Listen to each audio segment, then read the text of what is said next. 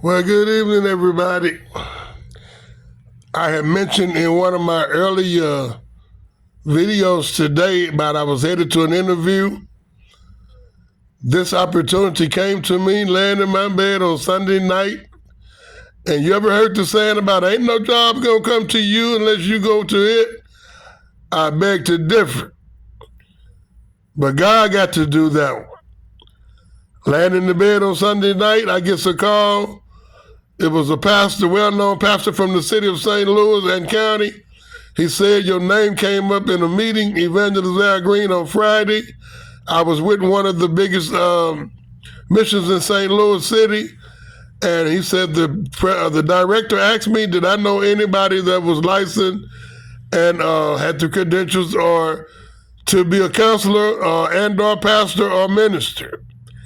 He said, we got two people that's retiring from our ministry of 20-some years, and he said, I want to replace at least one of them right now. He's leaving first. And I want to start off with word of mouth of people that's been working with the ministry for years. So they asked this guy, did he know anybody? And he said my name was the first name that came up out of his mouth. He called me on Sunday night. He said, is it okay that I give these people your telephone number? I said, give it to them like last week.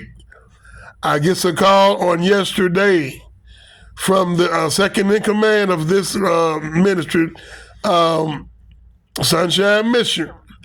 And we talked for 30 minutes. He said, on my end, he said, I'm comfortable with our conversation. I'm pleased with what I'm hearing. He said, but let me take this to the other two people that's in command here. They will get back with you before the week is out. 30 minutes later, no. 3 hours later, I get a call.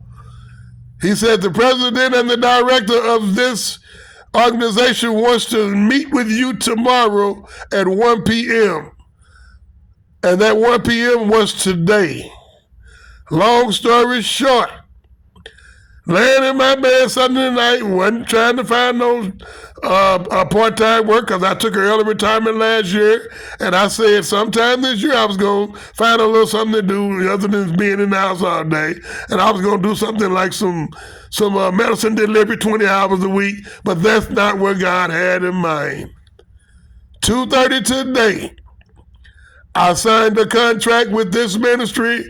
I was made a staff member, put on the counselor's board. I will start my training all 5 days of next week. I will go in for orientation and observation on Friday and Saturday for 4 hours each.